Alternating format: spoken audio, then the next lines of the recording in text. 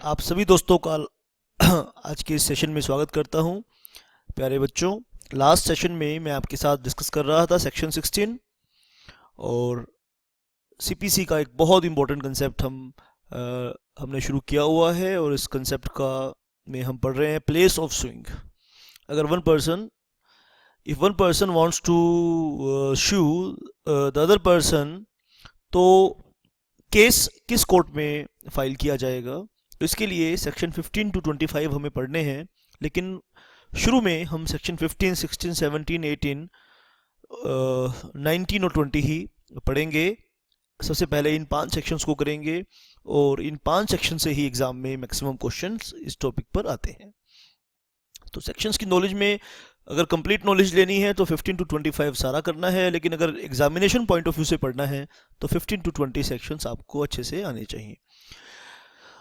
और इस सीरीज में सेक्शन 15 मैं आपके साथ ऑलरेडी डिस्कस कर चुका हूँ। लास्ट सेशन में डिटेल में आपको बता चुका हूँ कि लोवेस्ट ग्रेड में कोर्ट ऑफ लोवेस्ट ग्रेड में केस इंस्टीट्यूट किया जाएगा इनिशियली, लेकिन वो लोवेस्ट कोर्ट कॉम्पिटेंट होना चाहिए। सेक्शन 16 में हमने पढ़ा था suits to be instituted where subject matter situate, यानी आपने सूट कहाँ फाइल करना है। कुछ केसेस देखे तो जहाँ सब्जेक्ट मैटर सिचुएट होगा, जहाँ पे सब्जेक्ट मैटर सिचुएट होगा वहीं पर आपने केस फाइल करना है। और सेक्शन 16 के डिफरेंट केसेस देखे, clause A B C D E F तक देखा हमने। लेकिन लास्ट क्लास में मैं इसकी बहुत इंपॉर्टेंट एक प्रोविज़ो दी गई है वो डिस्कस नहीं कर पाया था, तो आज के सेशन में सबसे पहले प्रोविज़ो टू सेक्शन 16 पढ़ेंगे और उसके बाद एक एक्सप्लेनेशन है सेक्शन 16 में वो समझेंगे, और उसके बाद आज के इस सेशन में सेक्शन 17 और 18 को हम समझने की कोशिश करेंगे और डेफिनेटली समझेंगे। चलिए आज के सेशन की मैं शुरुआत करता हूँ। तो आइए पहले सेक्शन 16 को हम देख लें कि सेक्शन 16 में हमने क्या क्या करना है। आइए सबसे पहले हम सेक्शन 16 को यहाँ पर देखेंगे बेटा। चलिए आइए बेटा, सेक्शन 16 में क्या क्या चीज़ें हमें देखनी है। आइए बेटा, suits to be instituted where subject matter situate, तो सेक्शन 16 की हेडिंग है ये। आइए इसे हम फर्दर एक एक क्लोज को एक बारी रिवाइज कर लेते हैं। सब्जेक्ट टू पिक्यूनरी और अदर लिमिटेशंस, अगर पिक्यूनरी लिमिट कोई प्रोवाइड की गई हैं, कोर्ट की पिक्यूनरी जुरिस्डिक्शन प्रोवाइड किया गया है, तो सबसे पहले तो आपको पता होना चाहिए what is the meaning of jurisdiction and what is the meaning of pecuniary jurisdiction. Jurisdiction का मतलब मैंने आपको ऑलरेडी बताया था, power to entertain a case, और पिक्यूनरी जुरिस्डिक्शन का मतलब है जब कोर्ट की जुरिस्डिक्शन के ऊपर मॉनेटरी लिमिट प्रेस्क्राइब कर दी जाएगी कि ये फलाना कोर्ट इतने रुपए तक का केस एंटरटेन कर सकता है, ये फलाना कोर्ट इस लिमिट तक केस को एंटरटेन कर सकता है। तो जब मॉनेटरी लिमिट बता दी जाएगी तो उस मॉनेटरी लिमिट को लीगल टर्मिनोलॉजी में बोलेंगे पेक्यूनरी जुरिस्डिक्शन।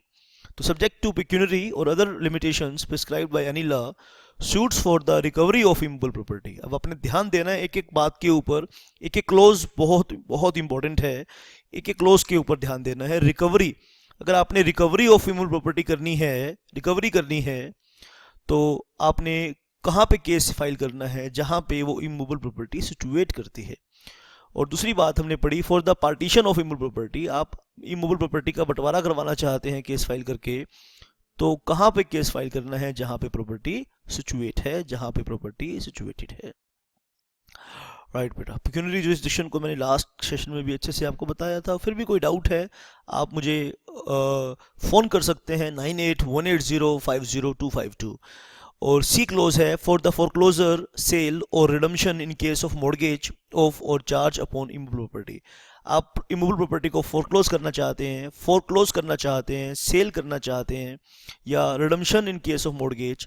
तो मैंने कहा था बेटा कि आप YouTube पर सर्च करेंगे प्रोफेसर एल के सोनी, वह मॉर्गेज पर वहाँ पे 2 लेक्चर्स हैं, meaning of mortgage and types of mortgage. तो वहाँ पे मॉर्गेज से रिलेटेड ये तीनों कंसेप्ट्स हैं, एक है फोरक्लोजर, तो आपने फोरक्लोजर आपको पता होना चाहिए कि क्या होता है। सेल का पता होना चाहिए क्या होता है।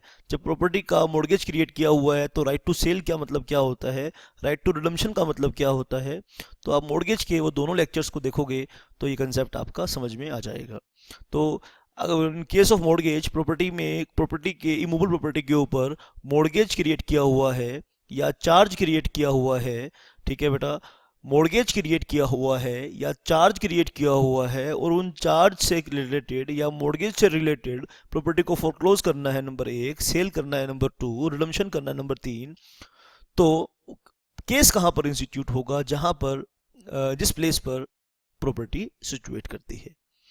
D, for determination of any other right to or interest in immovable property. Immovable property में आप कोई और राइट को डिटरमाइन करना चाहते हैं या किसी इंटरेस्ट को फाइंड करना चाहते हैं कि who is really the owner of the property, तो उस केस में केस कहाँ इंस्टीट्यूट होगा, जहाँ पे प्रॉपर्टी सिचुएट करती है, केस वहाँ पर इंस्टीट्यूट होगा। और नेक्स्ट पॉइंट है for the compensation for any wrong done to immovable property.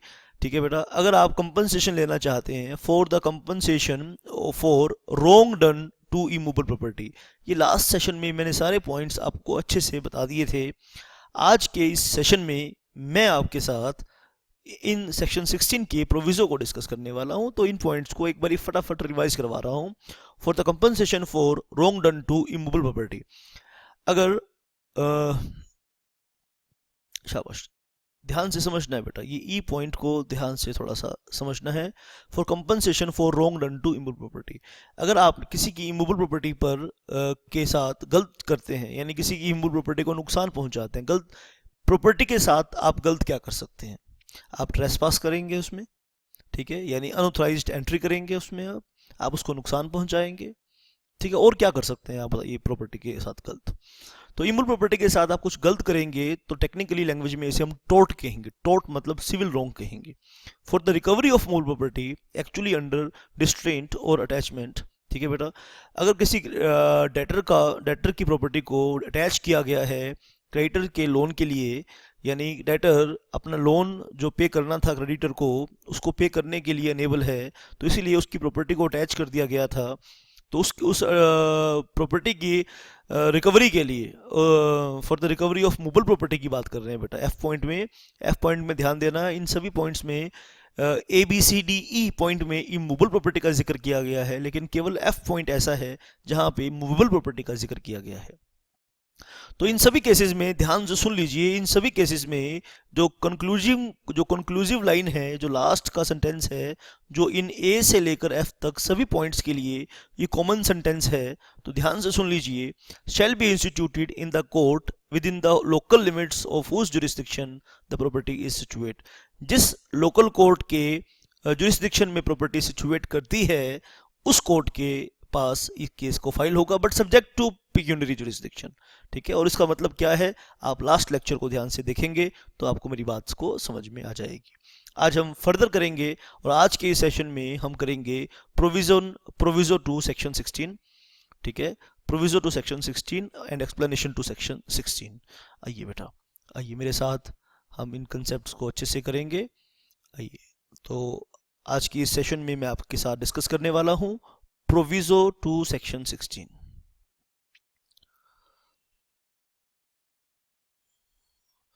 Proviso में क्या लिखा जाता है आपको ये पता होना चाहिए।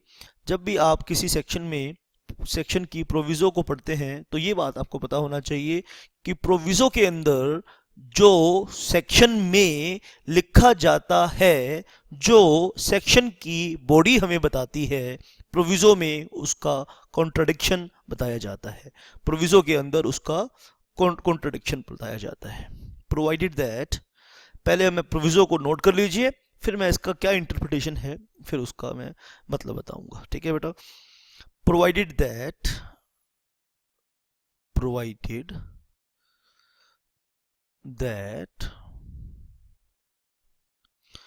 a suit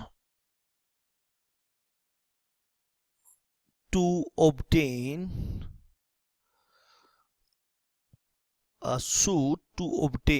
relief, तो कोई भी सिविल केस फाइल किया जाता है वो रिलीफ लेने के लिए किया जाता है बेटा, रेमेडी लेने के लिए किया जाता है। रिलीफ रिस्पेक्टिंग, प्लीज नोट कर लीजिए, रिस्पेक्टिंग और कंपनसेशन, और कंपनसेशन की बात हम कर रहे हैं, compensation for wrong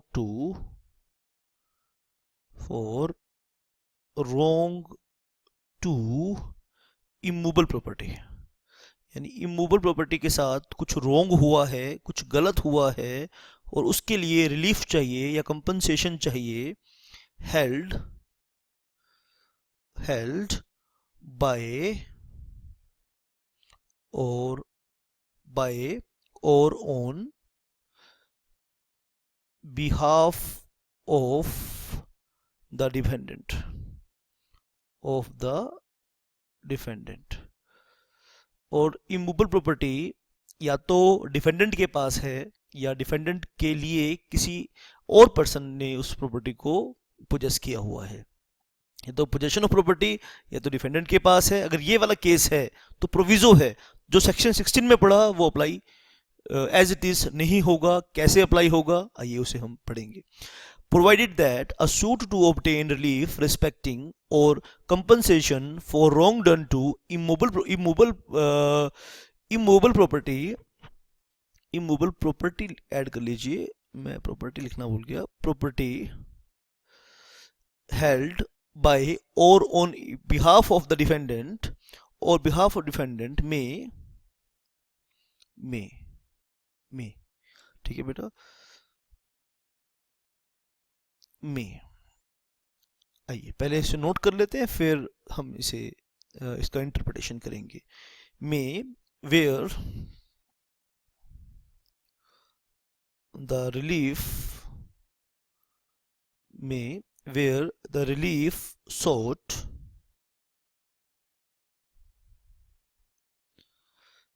can be obtained,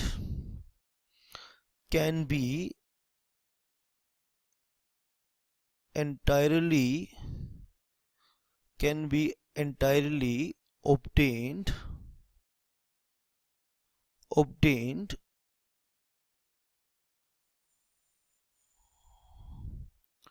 through his personal obedience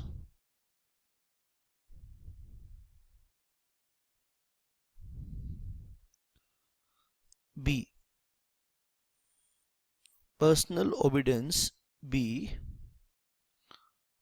instituted, ठीक है। पोजेशन डिफेंडेंट के पास है, पोजेशन डिफेंडेंट के पास है या डिफेंडेंट की मर्जी से किसी और के पास है, और उसके साथ where the relief sought can be entirely obtained through his personal obedience be instituted. तो ऐसे सिचुएशन में केस कहाँ फाइल कर पाओगे, ध्यान से आपने नोट करना है। B instituted either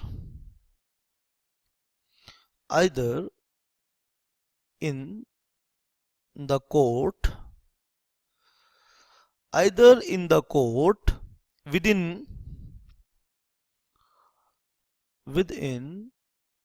local limits, of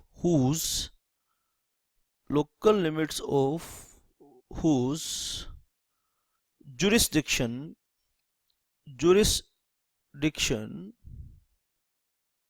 the property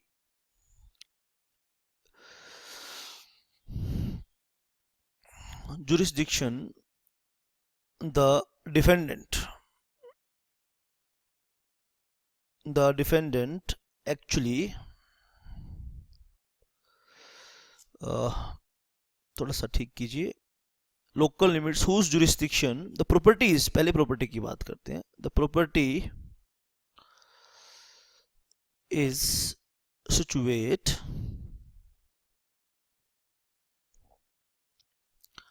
or in the court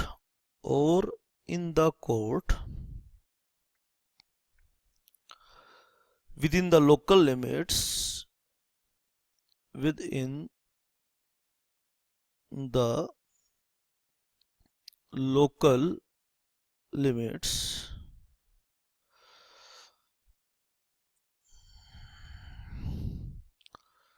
of whose jurisdiction, local limits of whose jurisdiction the defendant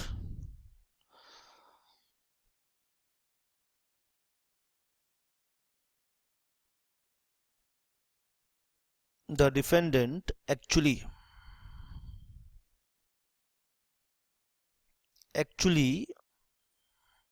and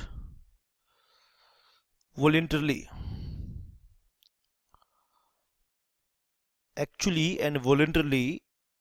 resides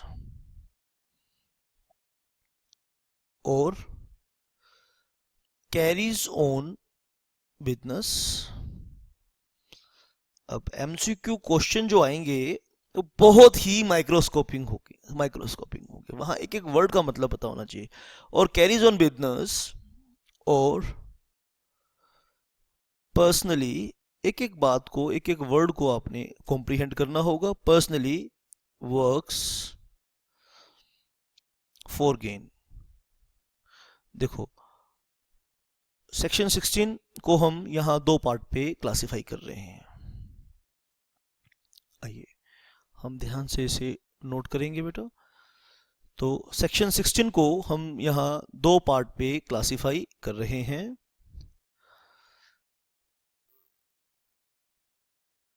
section 16 को यहां पर दो पार्ट पे क्लासिफाई करा जा रहा है. ठीक है, एक तो है फर्स्ट ऑफ ऑल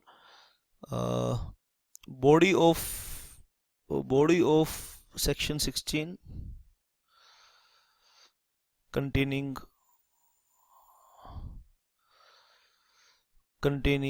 clauses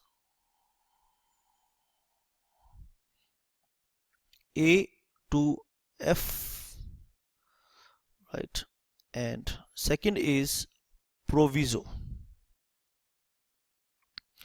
अब यहां पर जो ये केसेस हैं A to F, ये कहता है कि यहाँ पर जुरिस्डिक्शन कहाँ पर होगा. ठीक है, कौन से कोर्ट का जुरिस्डिक्शन होगा. जुरिस्डिक्शन ऑफ द कोर्ट, किस कोर्ट के जुरिस्डिक्शन में केस फाइल होगा. तो जुरिस्डिक्शन ऑफ द कोर्ट, कौन सा कोर्ट. ठीक है बेटा, कौन सा court. Where the property is situate, where the property is situate. तो इन A to F में इज सिचुएट. लेकिन प्रोविजो में एक स्पेसिफिक केस दिया है. आप ध्यान से पढ़ लीजिए, प्रोविजो को लिख लीजिए. प्रोविजो में एक स्पेसिफिक केस है. यहां पर दो ऑप्शन है. यहां पर जुरिस्डिक्शन के लिए अगर आपको यहां पर पढ़ेंगे तो इस स्पेसिफिक केस में किस कोर्ट का जुरिस्डिक्शन होगा, किस कोर्ट में केस फाइल हो सकता है. तो जुरिस्डिक्शन ऑफ द कोर्ट. और यहां पर हमारे पास दो ऑप्शन है. पहला ऑप्शन क्या है, where the property is situate. Where the property is situate, जहां पर प्रॉपर्टी सिचुएट करती है. Where the property is situate, जहां पर प्रॉपर्टी सिचुएट करती है. और दूसरा यहां पे हमारे पास ऑप्शन ये है कि वेयर, ठीक है, डिफेंडेंट रिजाइड्स और वर्क्स, जहां पे डिफेंडेंट रहता है या काम करता है. तो प्रोविजो में हमारे पास दो ऑप्शन हैं. या तो हम वहां पे केस फाइल करें जहां प्रॉपर्टी सिचुएट करती है, या तो हम वहां पर केस फाइल करें जहां पर डिफेंडेंट रहता है या काम करता है. ठीक है, और सबसे जाते जाते मैं आपके साथ ये प्रोविजो तो हमने डिस्कस किया. ठीक है, और इस प्रोविजो के साथ एक्सप्लेनेशन एक्सप्लेनेशन भी है एक, तो एक्सप्लेनेशन भी मैं आपके साथ डिस्कस करता हूं। एक्सप्लेनेशन की बात की गई है इन दिस सेक्शन, यानी section 16। In this section, section का मतलब यहाँ 16 है। प्रॉपर्टी मीन्स प्रॉपर्टी, जो बार बार यहाँ प्रॉपर्टी प्रॉपर्टी वर्ड यूज हो रहा है, इसका मतलब क्या है? Property means property situated in India. तो इस पॉइंट के ऊपर भी क्वेश्चंस एग्जाम में आए हैं, और जब मैं असाइनमेंट दूंगा, क्वेश्चन आंसर हम डिस्कस करेंगे इसके, तो वहाँ भी इस पॉइंट की एक्सप्लेनेशन को मैं रेज करूंगा, तो आपको क्वेश्चंस के साथ समझाऊंगा कि क्या मतलब है। यहाँ पे सिर्फ इतना समझ लीजिए कि सेक्शन 16 ने जिस प्रॉपर्टी का जिक्र किया है, तो प्रॉपर्टी का मतलब यहाँ पे ये है, प्रॉपर्टी सिचुएटेड इन इंडिया। ठीक है बेटा, तो बहुत ही लॉजिकल बात है। अगर यहाँ पे आप ऐसी प्रॉपर्टी की बात कर रहे हैं which is situated outside India, तो आउटसाइड इंडिया तो कोर्ट का जुरिस्डिक्शन, इंडियन कोर्ट का जुरिस्डिक्शन नहीं होगा, तो वहाँ पर सेक्शन 16 रिडंडेंट हो जाएगा, बेकार हो जाएगा। तो for the purpose of section 16, section 16 की बात करें तो प्रॉपर्टी, कौन सी प्रॉपर्टी की बात हो रही है? वेयर प्रॉपर्टी, ठीक है बेटा, situated in, property situated in India. चलिए बेटा, मैं और भी फर्दर कुछ पॉइंट्स सेक्शन 16 के इसमें फर्दर मैं, आप पढ़ लीजिए, डाउट्स पूछ लीजिए, फिर मैं एनालिसिस फर्दर भी इसको एनालिसिस करूंगा। यानी फिर भी एक बारी सेक्शन 15 टू 20 जब हम कंक्लूड करेंगे, तो दोबारा से एक बारी सेक्शन 16 आपको रिवाइज करवाऊंगा। चलिए जी, अब हम करेंगे नेक्स्ट सेक्शन तक बढ़ते हैं। सेक्शन 17 की हम बात करेंगे बेटा। तो सेक्शन 15 किया, सेक्शन 15 मैंने आपको बताया। 15 क्या कहता है? Court in which suits to be instituted. Section 16 कहता है suits to be instituted where the property is situate. और सेक्शन 17 की पहले हेडिंग नोट करनी पड़ेगी आपको बेटा, और एक टेक्निकल सिचुएशन की बात कर रहा है और एग्जाम के लिए बहुत इंपॉर्टेंट है। आइए, तो सबसे पहले सेक्शन 17 की हम हेडिंग नोट करेंगे कि सेक्शन 17 आपसे क्या चाहता है। शाबाश। तो सेक्शन 17 क्या है? आइए नोट कीजिए। Suits for immovable property. तो इसने भी इमूवेबल प्रॉपर्टी के बारे में बात की है। सूट्स फॉर इमूवेबल प्रॉपर्टी, यानी इमूवेबल प्रॉपर्टी से रिलेटेड कोई सूट है, तो सिचुएट हेडिंग को नोट कर लीजिए पहले। Suits for immovable property situate within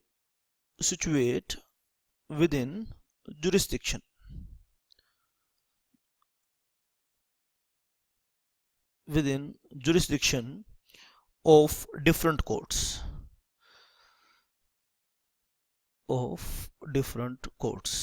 ये कैसे पॉसिबल है कि एक बार एक प्रॉपर्टी डिफरेंट कोर्ट्स की जुरिस्डिक्शन में सिचुएटेड है?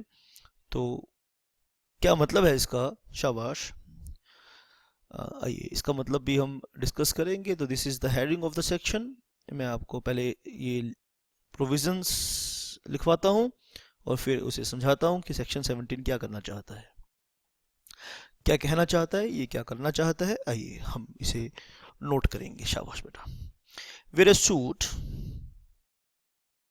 किस सिचुएशन की बात कर रहे हैं? ध्यान से नोट कर लीजिए। Where a suit to obtain, where a suit to obtain relief respecting मतलब कंटेक्स्ट में, respecting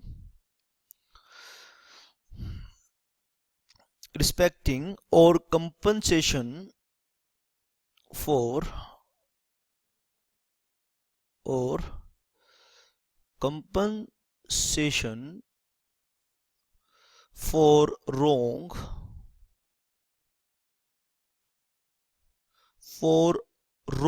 compensation for wrong to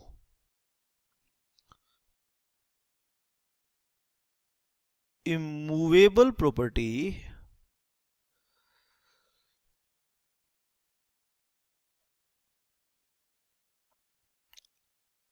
situate within jurisdiction of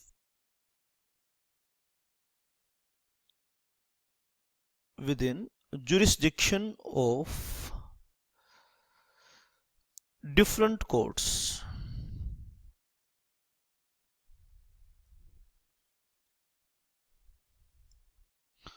Jurisdiction of different courts. The suit may be instituted. The suit may be instituted. अभी last line है, बहुत ध्यान से आपने note करनी है. The suit may be instituted. ठीक है, शाबाश, आप ध्यान से नोट करेंगे इस बात को. In any court, in any court within the local limits, within the local limits of whose jurisdiction,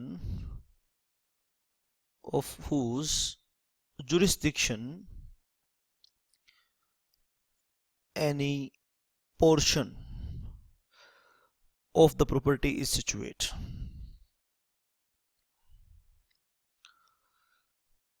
Any portion of the property is situate.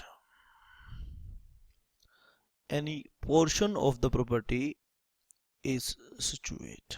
पहले आप नोट कर लीजिए, अपने हाथ से लिख लीजिए ताकि आपको बात समझ में आए. और शाबाश बेटा. आइए, पहले आप 1 मिनट दे रहा हूं आपको, आप इस सेक्शन को नोट कर लीजिए.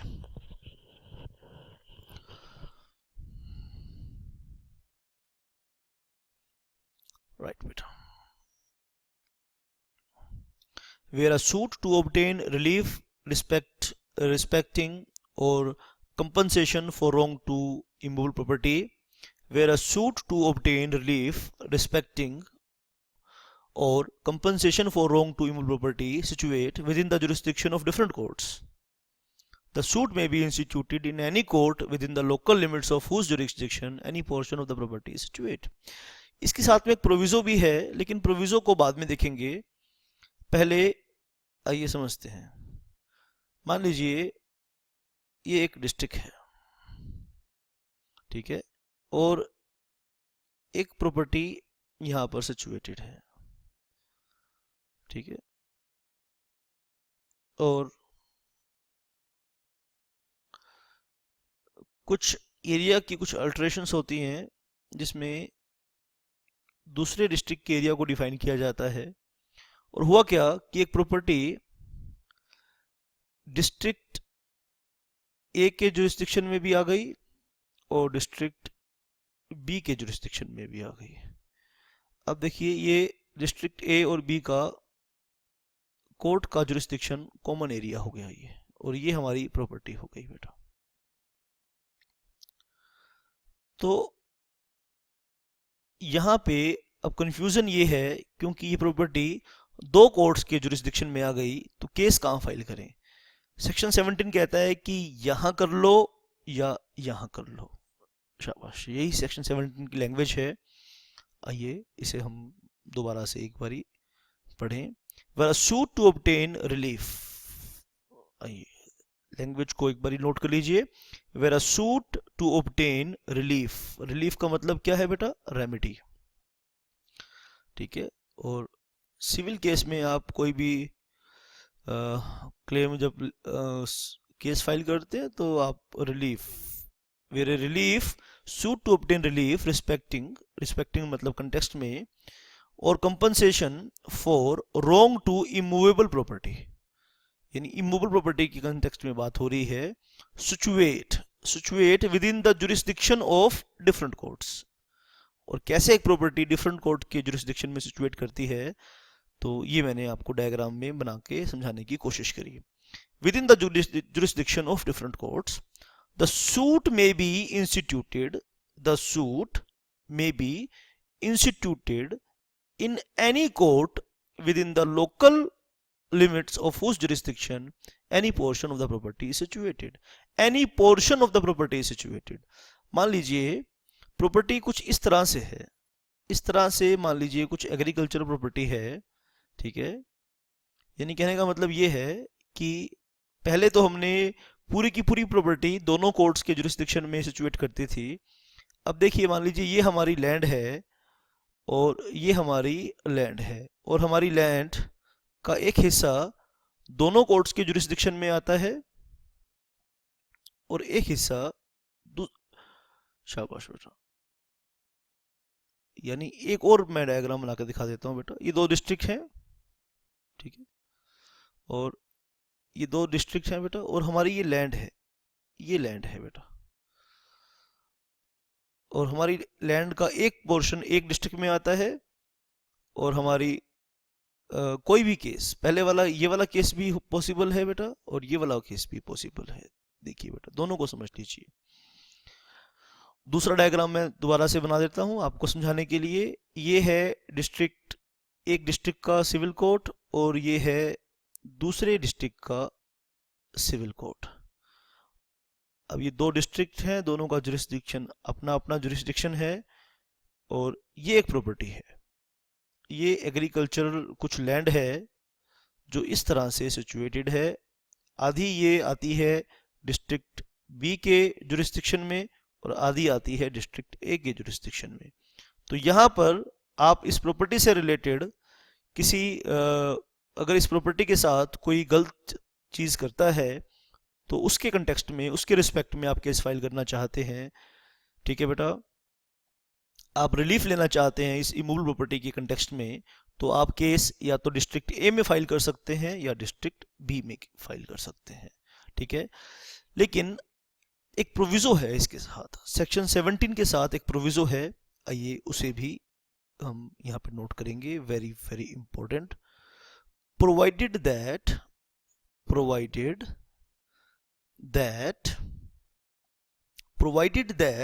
नोट कर लीजिए, in respect of value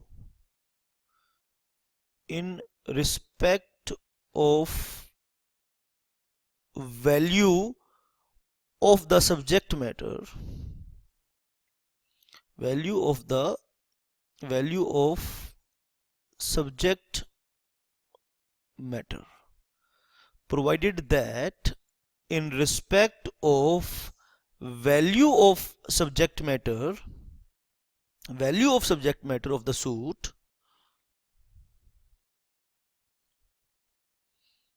the entire claim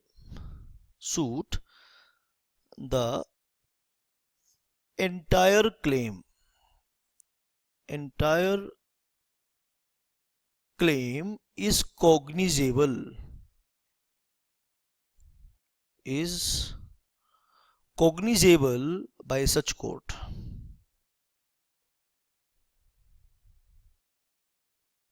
ठीक है। और मान लीजिए यहाँ पे मॉनेटरी अगर लिमिट अलग अलग डिफाइन की गई है, डिस्ट्रिक्ट ए की मॉनेटरी लिमिट है मान लीजिए 50 लाख की, एग्जांपल दे रहा हूँ, देखिए सिर्फ एग्जांपल है ये, इसको अदरवाइज मत देखना, 50 लाख, और यहाँ इसकी मॉनेटरी लिमिट है 1 करोड़ और प्रॉपर्टी की कीमत 1.5 करोड़ है, तो ये केस डिस्ट्रिक्ट बी में ही जाएगा, डिस्ट्रिक्ट ए में नहीं जाएगा। This is the interpretation of this proviso. That's it for this session. आज की सेशन के लिए इतना ही है बेटा। कोई भी डाउट है, कोई भी आपका क्वेश्चन है, आप मुझे फ़ोन कर सकते हैं, व्हाट्सएप कर सकते हैं। Thank you very much.